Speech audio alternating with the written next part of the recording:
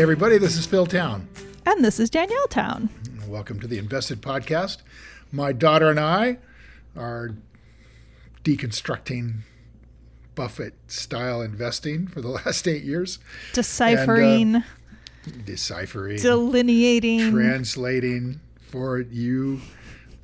Meditating upon. Yeah, right.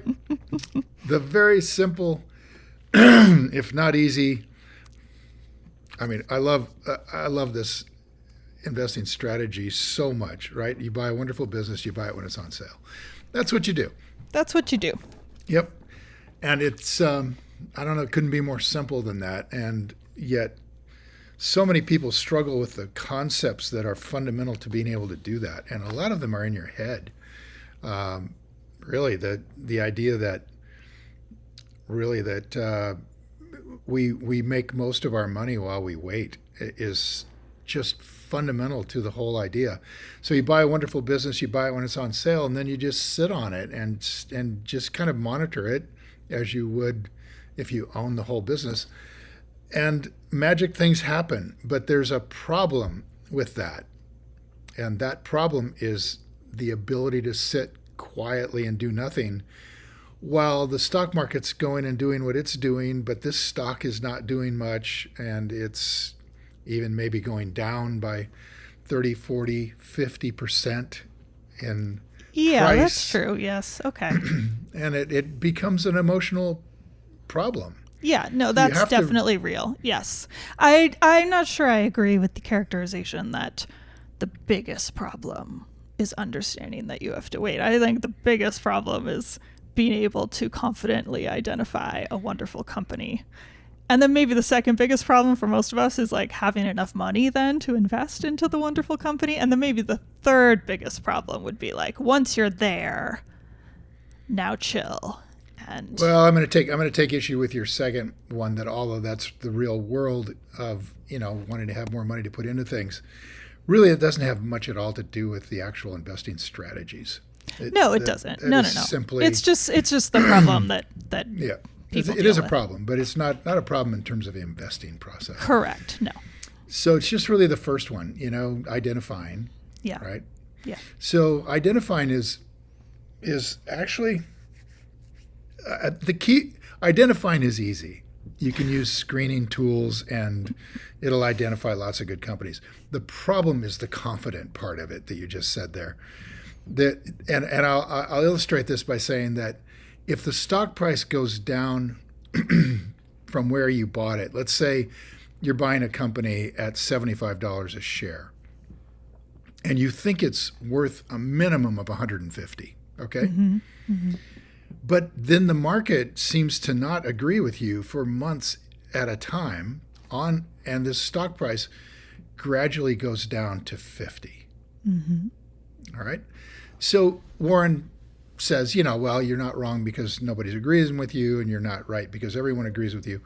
Yeah, but in the moment, the fact that no one agrees with you, and those are really smart people out there, is disconcerting at best, and it's really sort of emotional trauma at worst, where you start to disbelieve your own research. Your own confidence is not strong enough to overcome the fear that you've made a mistake.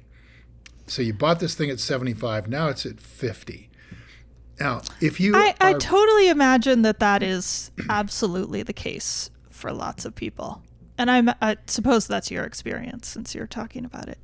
Yeah. It's not, I have to say, it's not my experience. So maybe my what? particular brand of freaking out, of trepidation over stock investing leads to unexpected benefits? I don't know. Wow, maybe so. Maybe all of the other trepidations that are going on out there that keep you from buying a company have created such a high level of confidence once you buy it that this stock price going down issue isn't really that's exactly it. You. I mean, frankly, if I buy a company that is by definition on sale, or else I wouldn't be buying it, and it went up like immediately, I would be very confused by that. That would be really odd, right? Because why would that happen all of a sudden when I've identified a company that's going through a problem. So unless I would have predicted that, in which case, fine. Well, yeah, I don't know. I applaud your completely non-intuitive emotions here. The stock price that you bought at 75 is now at 100, and you're going through some emotional questions. What did I do? As opposed to you bought it at 75, now it's at 50, which is the issue I was raising. Yeah, It's I don't know. 50, and it's creating uncertainty because not only did the market disagree with you on the original purchase, but it has continued to vehemently disagree. But like, of course it would. Like what? All the way. You're specifically choosing to make a purchase that the market disagrees with. And then 5 minutes later, you're like, why don't they agree with me? I was thinking more 6 months later. Okay, 6 Not months only do later. they're not just continuing to disagree and the stock price is at 75. They're really more against it now than they were before. Well, and so that's where like facts come into play. What new information has come out in those 6 months that has made more people sell their stock? Very and good. Very good answer. Discover that. Maybe that changes the view. Some things. I have learned some things. I have not mastered as you can see from our weather series, I have not mastered the pre-purchase trepidation yet. But once I'm in, I'm in. And I feel like I've covered my bases at that point. And of course, there's always bases that you find out you haven't covered. And that's where the worries come in. And you got to like do that research. But well, I'll tell you, maybe just having been the market doesn't bother shocked at me. my I guess own- that's what I'm saying. The well, okay, market in no way bothers me. Okay. I wish I was as certain, but I'm not. I've gone through the experience of having bought into a company and created so much hubris and confirmation bias, having had that all come about, that even when it was really, really in trouble, I couldn't see that it was in trouble. Yeah. And I kept buying it. And this is that. So that was leading, I'm leading to that point, which That's is fair. that if you're confident in the company, then the price going down presents one and only one opportunity, and that is to buy more. And this, of course, is Warren talking about somebody shouting prices at you to buy your farm when you have no intention of selling your farm, and the only interest you'd have in the prices being shouted is if they'll sell their farm at some absurdly low price. This is Warren Buffett, for anybody who doesn't get the reference. Warren Buffett, in one of his annual letters, gave a whole example of somebody shouting over the fence to buy So your here farm. we have the company, we buy at 75, we think it's worth 150, and now they're shouting over the fence that they will sell all of their farm for $50. And and so with Buffett's view and a farm, you look at the potential of this to produce cash flow over the future, or even better, you're looking at a rental house in the neighborhood you live in, and you're looking at this rental house ability to produce income over the future, and you can, I mean, if the prices get wildly optimistic, then perhaps you can think about selling the house, but in general, you'd just probably do better to hold on to it. And that's kind of the general idea here, is it will do better to hold on to it. But boy, is it emotional when you've got a lot of money in a company and you really think you understand it, and then the price goes down by another 30%, and it's just like the market is just going, you do not get it. And in that environment, what I do, honey, is I try to stay humble and reevaluate the inversions to this investment. I want to take another look. Yeah, If absolutely. this is going on, I've just got to take another look. Almost like, hey, could somebody please come and look at this from the outside and see if I have been caught up in hubris and confirmation bias, and I can no longer see reality, and I'm ignoring massive signs on the horizon that this company's in trouble. Yes. Right. I think that's all so real and smart and exactly what everyone should do. I totally I'm in the agree. process. Reason I'm thinking about this is I am in the right now today. I've just told several of my analysts to get on a plane and fly to Hawaii. That's such a you thing to do. Get over there now. And get over there. In 4 or 5 Go to days. Hawaii. Go to Hawaii. And they're like, oh no. Oh. They were not like that. They were like, yeah, we'll go. Because there's an element of this analysis that involves $2.6 billion where we have made certain assumptions. And the only way to know for sure that those assumptions are correct is to go there and look personally and talk personally to the people involved in this thing. I mean, you just said the magic word, and that's where the confidence that is not warranted, unwarranted confidence, there's probably a better word than that, comes from. It comes in the assumptions, in the leaps. Yes. And unfortunately, and this is the part that I struggle with so much before buying a company, there are always assumptions that you have to make. You can't, I've never seen one where you have every single bit of information and know the future. It's just not going to happen. So there's always some sort of assumption or connection of the dots.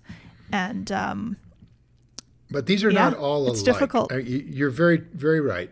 But these assumptions range from, the sun stops rising sort of assumptions, which border on the absurd or border on the if that happens, nothing else matters sort of thing. Yeah, those are the ones I always think about. Yeah.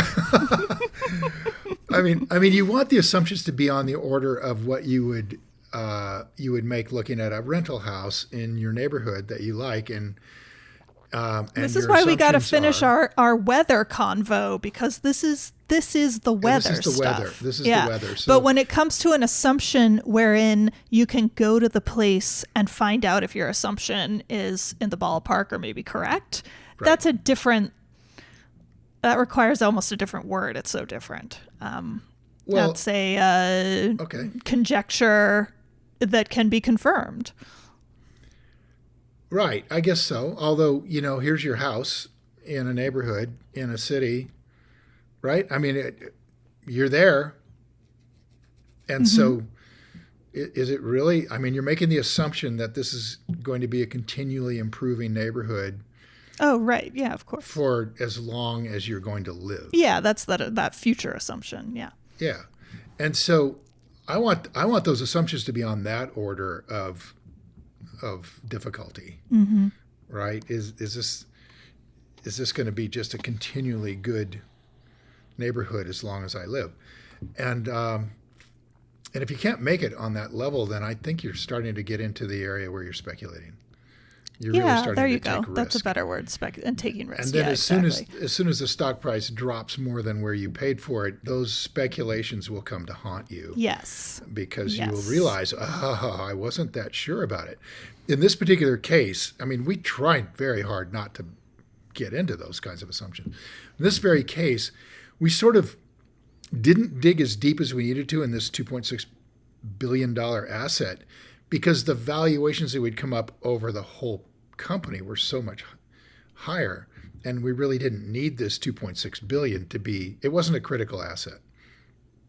But as the stock price falls, we reevaluate everything and took a much more conservative view at it, a much longer view at how long it will take this company to roll out its cash flow. And taking that much longer view resulted in a pretty significant change, down by a third on what we thought the retail price was. So bring it down by a third, and all of a sudden this $2.6 billion matters. It's so interesting because I was thinking a minute ago, when I said that the first thing you have to do is find a wonderful company. I realized I omitted the most important part, which is find it at a good price, which is the key to there are lots of wonderful companies out there that are way too expensive for people to buy who are looking for a great long-term investment. And it truly all comes down to price. So I think you're hitting it on the head. It so does, because as we're looking at these kinds of assumptions, and you have assumptions, you're inevitably going to make some informed assumptions about the future. But I think the word that I was looking for is speculation, because that's right. That's different. That's a gamble. That's a gamble. And so when we look at these informed assumptions about the future, what we know is we're going to get them as informed as we can get them and put them on the level of I'm in a good neighborhood. But at the end of the day, as Charlie says, the vicissitudes of life can change things, and you need a margin of safety. And that margin of safety is the purchase price of the company. So let's say in this case, just as a case in point, I really do think the value of this business is $150 a share, say, and I've reevaluated my assumptions and brought it down to 100 in light of the market being very pessimistic about this, okay? And so at 100. Now I bought it at 75, and I've made a new appraisal of its value, taking it down to 100, assuming this 2.6 billion sticks. Okay. It's at 100, right? What if the 2.6 billion doesn't stick? Then it's at 75. Which And is I where the bought market has priced at it. its value at what the market put it at. But it's now drifted down, let's say, to 60 or to 50. So now the market's very pessimistic. I'm looking at it thinking very pessimistically, this is 75 and it's on sale for 50. Then I can be aggressive. You follow how this goes? Yeah, because what you're saying is it's not just that the market price is dropping. Full stop. That's not the full story. You're saying there is information that I didn't fully realize was actually critically important. And now that I've redone my story, my evaluation, with that piece of information properly accounted for, suddenly my price is way different. And that makes that's completely logical. Of course you're questioning the investment as a whole and then the price, because things changed. All that confidence that I was talking about, where I'm like, yeah, I feel fine. That's only when things stay the same. It's not. It's not when things change. When things change. So, this is a pretty sophisticated reanalysis when I get right down to it, because I'm pretty good at figuring out what something's worth. But in this case, the market was depressing the price of this company pretty extremely far from where I thought the value was. And the market's usually not that stupid. Okay? So it required a revaluation. And what I realized was that those investors, when we're talking about the market, we're talking predominantly about Wall Street institutional fund managers. There are several thousand of them, and they're controlling a huge proportion of the money in the market.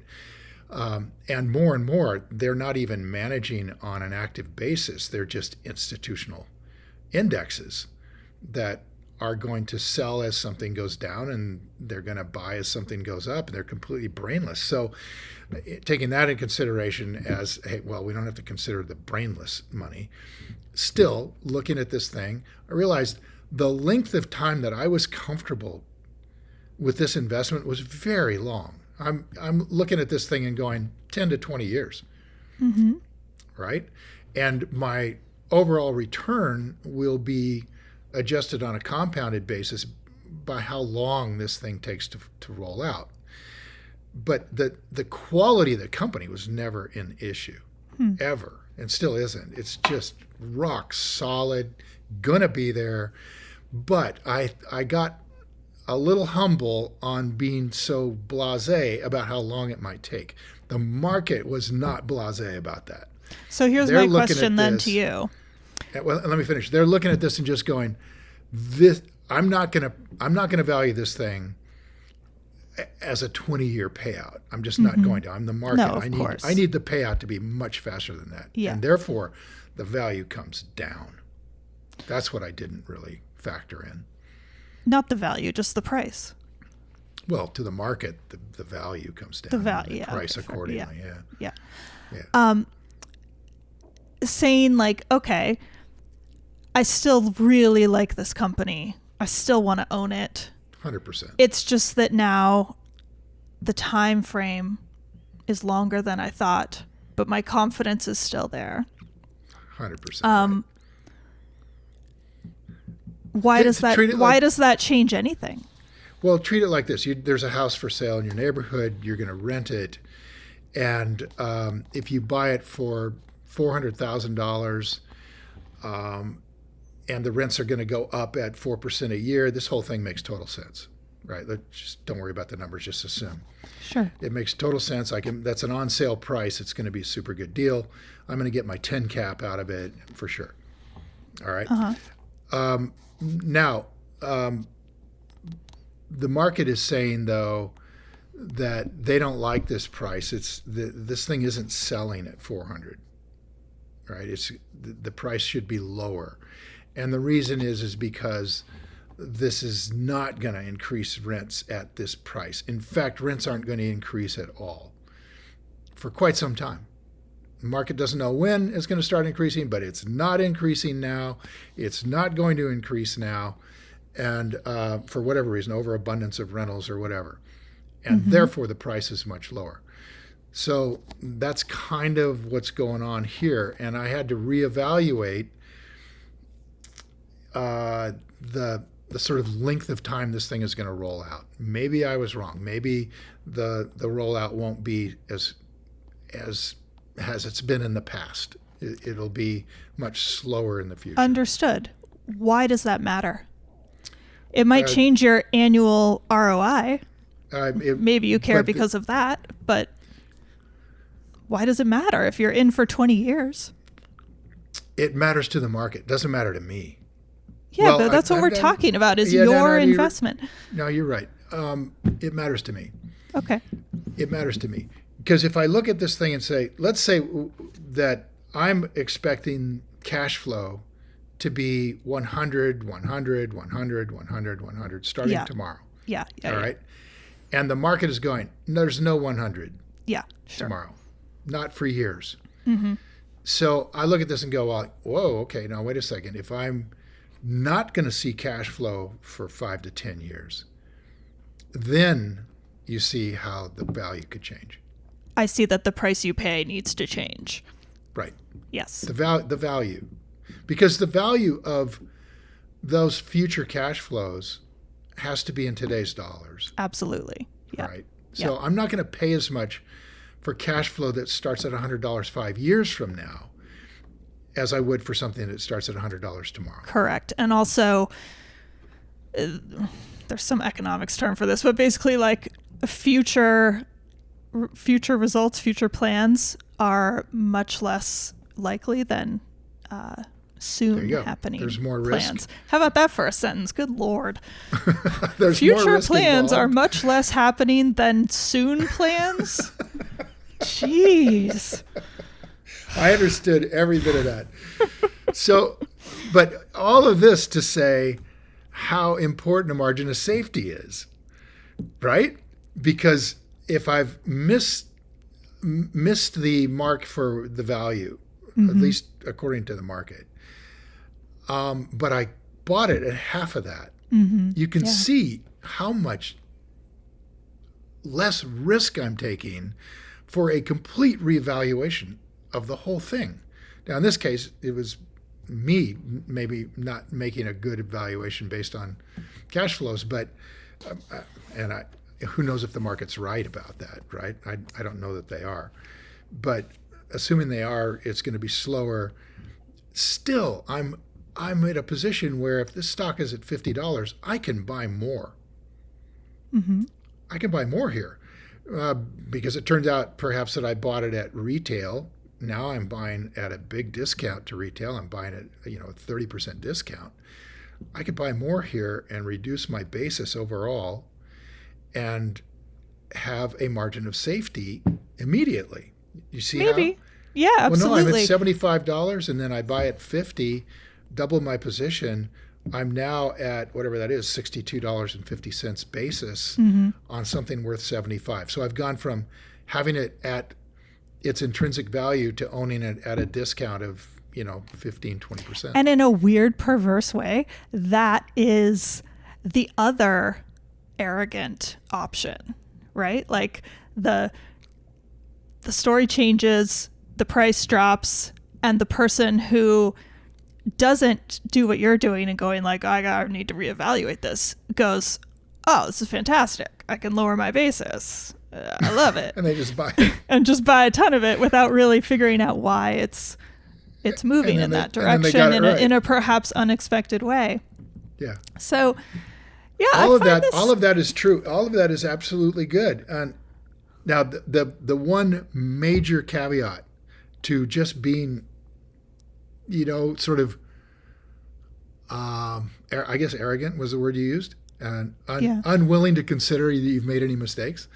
I'm not saying that about you. I'm saying no, somebody, just in general. If somebody does this, they got it at 75. No, they got a bargain. Now it's at 50. This is a super bargain. Exactly. They buy more.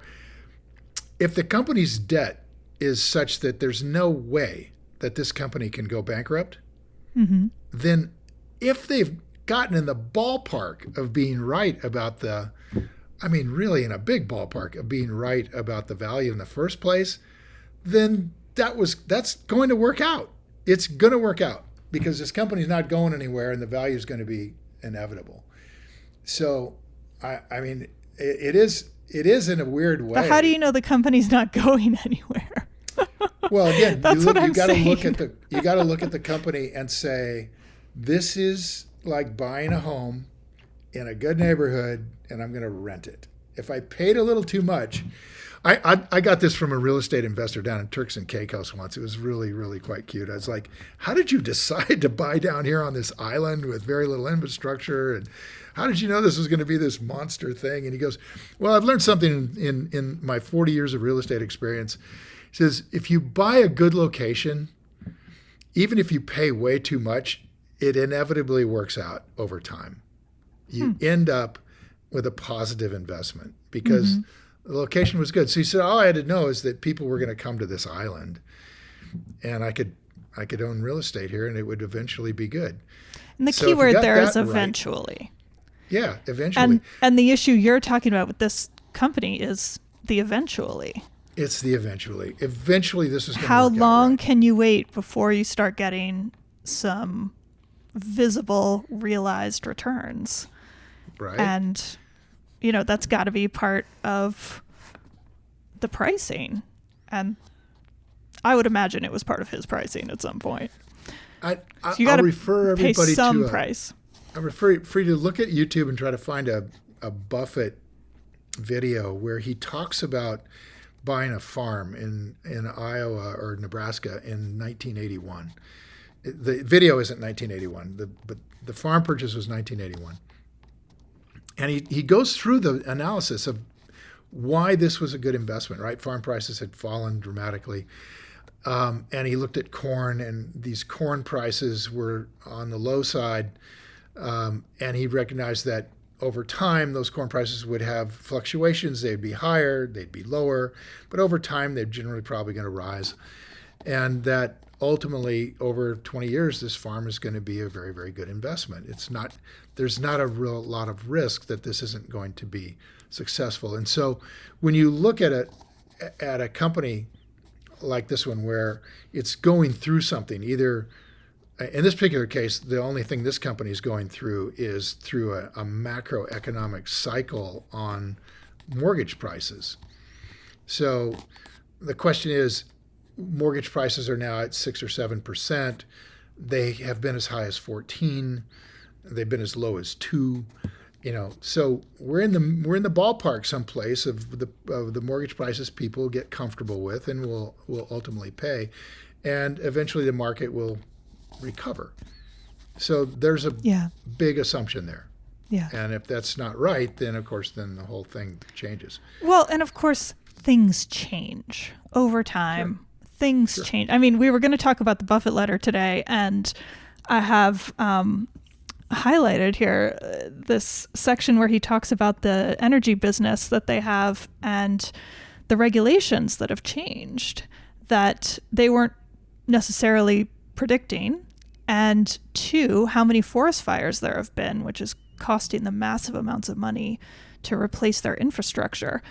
So he put in a line that says underground transmission, meaning like underground electricity transmission, may be required, but who, a few decades ago, wanted to pay the staggering costs for such construction? And of course, in that business, they have to look decades out. They've been working on this development project since 2006, he says.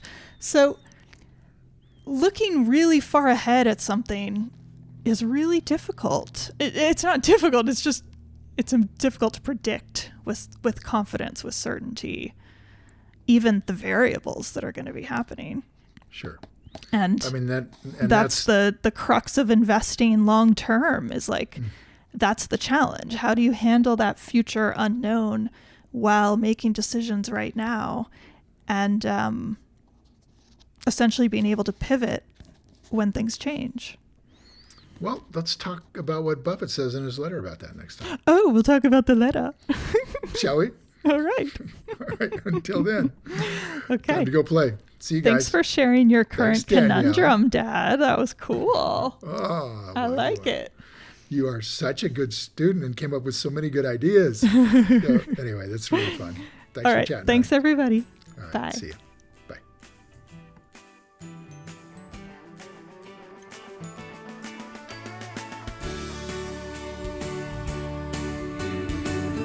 Hi guys, thanks for listening to InvestED. If you enjoyed this episode and you want more information or to listen to additional episodes, visit our website at investedpodcast.com and sign up for my virtual workshop right there. Spots are definitely limited for this event. I'm not kidding, they really are. They sell out very quickly. So everything discussed on this podcast, by the way, is either my opinion or it's Danielle's opinion. And really important, it's not to be taken as investing advice because I am not your financial advisor, nor have I considered your personal situation as your fiduciary. So remember that. You're on your own here. This podcast is for your entertainment and education only, and I really hope you enjoyed it.